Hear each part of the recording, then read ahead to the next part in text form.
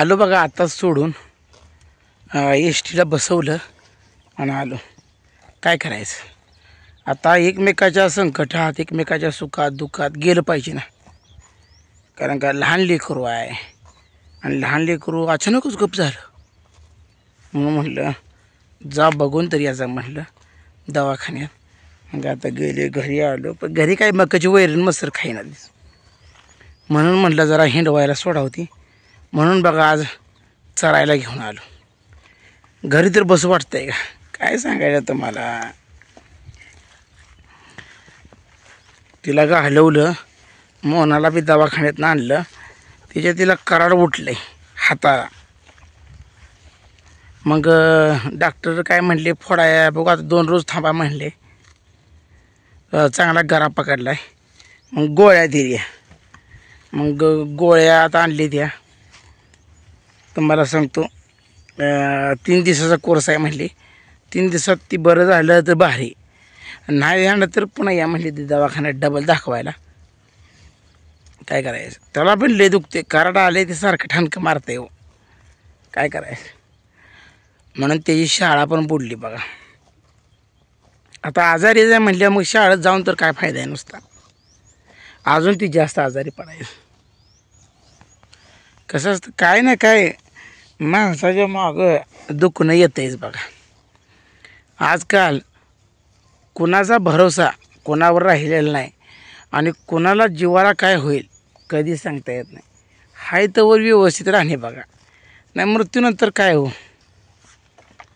आज दिवस बदललेत, प्रत्येकाचे हे झालेत, परिस्थिती बदलली. आणि तुम्हाला सांगतो जे पूर्वीचे दिवस होते ते आता हे नाही. पूर्वी माणसं इंजेक्शन व साधी गोळीसुद्धा घेत नव्हती. 80-90 वर्षापर्यंत काय होत नव्हतं. आणि आता लहान लेकराला काय बी व्हायला लागले.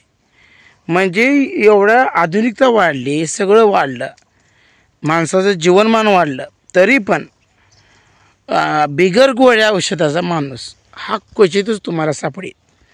नाही 30-35 वर्ष झाले आणि आताच्या लहान मुलांना म्हणजे दुखणं काय मागणं संपत नाही. हो या अशी चिलारी तुम्हाला सांगतो मसर हिंडवते. ऊन पण लय भयानक पडतंय आणि ऊन भयानक पडत असल्यामुळे तुम्हाला सांगतो लय ऊन लागायला लागलं की ही चिलारी खाली जाऊन उभा राहते. ही अशा अवस्था आहे बघा. म्हणून मी चिलारीत जनावर आणली ती आणि निवांत खाती ती. खायला बी त्यांना भरपूर झालं आहे बघा. आता हिरवागार चारा पावसामुळे झालं आहे. पण काय झालं आहे, ही पाऊस पडल्यानं आता पाऊस उघडल्यामुळं जी चटका बसतोय का ह्याला ऑक्टोबर हिट म्हणते बघा. आणि ह्या ऑक्टोबर-नोव्हेंबर हा संक्रमणाचा काळ असतो. कारण का ईशान्य मोसमी वारं ह्या कालावधीत वाहत असते आणि अधूनमधून पाऊससुद्धा पडण्याची शक्यता आहे. पण आमच्याकडे अजून पडलाच नाही असं आहे. हो म्हणजे प्रत्येकाचं ह्या पावसानं नुकसानच केले. महाराजा रानाला तेवढं बरं केले, आपल्या गावात मसराशनी वाढले म्हणायचं. नाहीतर जेवढ्यांची पेरणी केली होती ते सगळ्यांची पेरणी बघा सगळी पाण्यात गेली. म्हणजे पेरणी केलेलं क्षेत्रसुद्धा लोकांचं वाया गेले, अशा अवस्था झाली. काय करायचं. पण कसं आहे माहिती आहे का, शेतकऱ्यामध्ये लढायची, प्रत्येक गोष्टीला तोंड द्यायची वृत्ती आहे. शेतकरी हपकत नाही. त्याचं सगळं जरी नुकसान झालं तर शेतकरी सोचतोय. पण शेतकरी सोडून दुसरं कशाच बी नुकसान होऊ दे, हे लगेच आंदोलन वगैरे सगळं काय पाहिजे ते लगेच. पण आपल्यासारख्या शेतकऱ्याला मदत म्हणलं की नाकी नऊ येते बघा.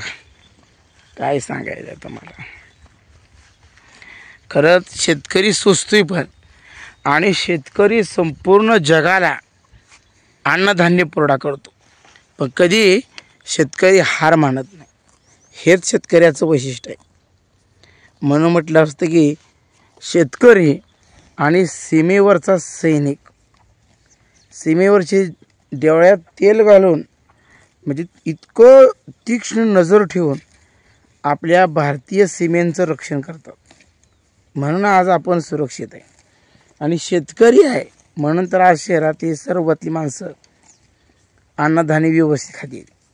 कारण का शहरातल्या खेड्यातल्या लोकांनी भाजीपाला नाही पिकवला तर शहरात जाणार कुठं. म्हणजे शेतकरी आणि आपल्या देशाचा सैनिक हे कणा आहे. म्हणून शेतकऱ्यावर लक्ष दिलं पाहिजे, शेतकऱ्याच्या अवस्था जाणून घेतल्या पाहिजेत. शेतकरी हाय तर आपण हाय असं म्हटलं पाहिजे. कारण का शेतकऱ्यावर वेळ कशी येते हे काय सांगून वेळ येत नसते.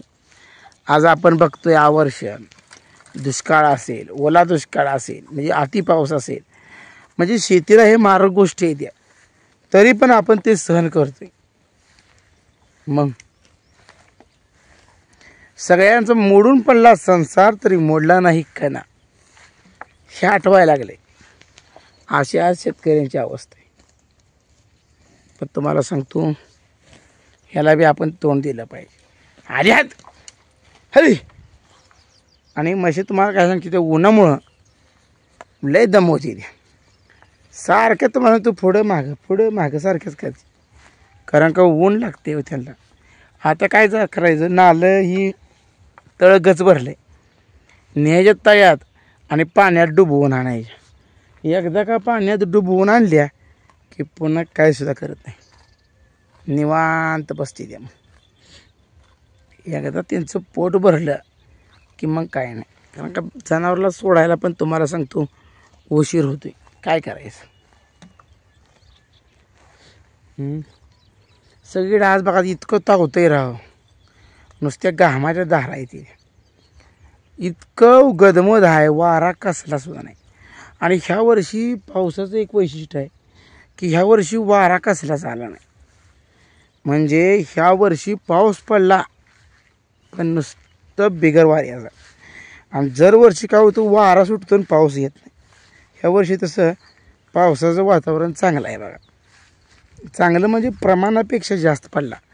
आमचा सोलापूर जिल्हा तर दुष्काळग्रस्त असतो नेहमी, पण ह्या वर्षी सगळ्याच तालुक्यात पाऊस इतका पडला की असं कोणतंच गाव नाही की त्या गावाच्या तलावातनं सांडीतनं पाणी निघालं नाही. प्रत्येक गावाच्या सांडीतनं पाणी निघाले. आणि तुम्हाला सांगतो नदी तर आमची मानगंगा नदीला कधी पाणी नसतं. ती मे महिन्यापासून दूध थोडी भरून वाहते. काय खरे, म्हणजे इतका पाऊस पडला आहे. हा पाऊस कधी तुम्हाला सांगतो बघायला मिळत नाही. ह्या भागात सर्व दूर पाऊस पडला आहे. असं नाही की बाबा एका भागात पडला आणि एक गाव मोकळं सोडलं. वळी धरून शेत धरून गावात झोडपून काढली ती.